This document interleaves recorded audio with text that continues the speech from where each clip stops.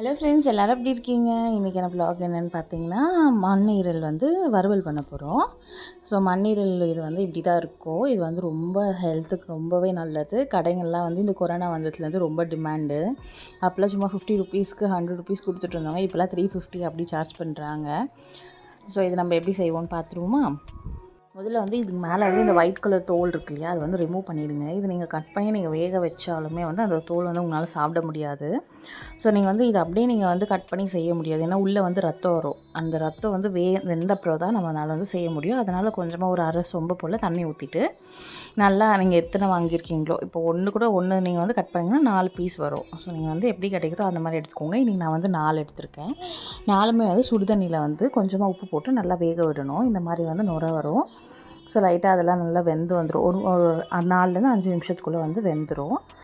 இப்போ நம்ம வேக வச்ச தண்ணி இருக்கு இல்லையா, அது தனியாக எடுத்துருக்க போகிறோம். வெந்ததை தனியாக மண்ணீரலை தனியாக எடுத்து வச்சுக்கோங்க. இப்போ நம்ம கட் பண்ணி பார்த்தீங்கன்னா ரத்தம் இல்லாமல் நல்லா க்ளீனாக வெந்திருக்கும். ஸோ இதிலே ஆல்மோஸ்ட் ஒரு 85 to 90% மேலே வெந்திருக்கும். அடுத்து இதை நம்ம குட்டி குட்டியாக பீஸ் பண்ணி எடுத்துக்க போகிறோம். ஸோ இந்த மாதிரி பீஸ் இருந்தால் கரெக்டாக இருக்கும். ரொம்ப பொடிசாக பண்ணிடாதீங்க, நல்லாவே இருக்காது.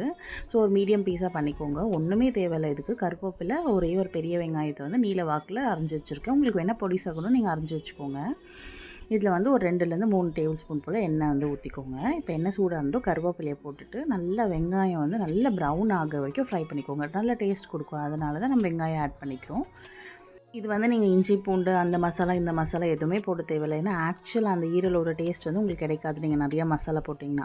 ஸோ இது நல்ல ப்ரௌன் ஆகி இந்த மாதிரி வந்தபோது மண்ணீரலை போட்டுருங்க. ஆல்ரெடி நம்ம மண்ணீரல் வேகும் போது கொஞ்சமாக உப்பு போட்டிருக்கோம்.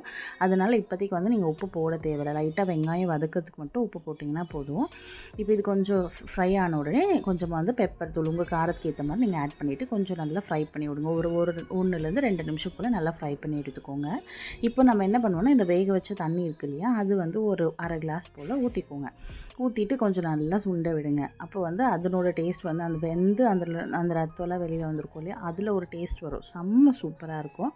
ஸோ அது கொஞ்சமாக விட்டுட்டு கொஞ்சம் லைட்டாக சுண்ட விடுங்க. ஸோ எல்லோரும் கொஞ்சம் ஈவினிங் டைம் ஆனால் எங்கள் வீட்டில் பொரி காராஸ்லாம் சாப்பிடுவோம். எங்கள் வீட்டோட ஃபேவரட் ஸ்நாக்ஸு. ஸோ எல்லோரும் உட்காந்து கொஞ்ச நேரம் டைம் ஸ்பெண்ட் பண்ணிகிட்டு இருந்தாங்க. இது கொஞ்சம் ஃப்ரை ஆகிறதுக்குள்ளே கொஞ்சம் நேரம் போய் பொரி சாப்பிட்டு வந்துடலான்னு ஓடிட்டேன். ஸோ பார்த்தா தம்பியுமே பொரி சாப்பிட்டுட்டு இருந்தான். மொத்தமாக இது செய்யறதுக்கு உங்களுக்கு ஒரு 10 நிமிஷம் கூட ஆகாது.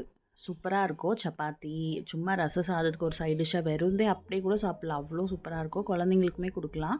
ஒரு ஒரு 8லேருந்து 9 மாதம் குழந்தையிலேருந்தே நீங்கள் உள்ளே இருக்கிறது லைட்டாக ஸ்டார்ட் பண்ணலாம். ஆனால் நான்வெஜ் எப்பவுமே கொடுக்கணும், நைட்டில் கொடுக்காதீங்க. கண்டிப்பாக இந்த ரெசிபியை ட்ரை பண்ணி பார்த்துட்டு எப்படி வந்துச்சுன்னு கமெண்ட்டில் சொல்லுங்கள். தேங்க்ஸ் ஃபார் வாட்சிங்.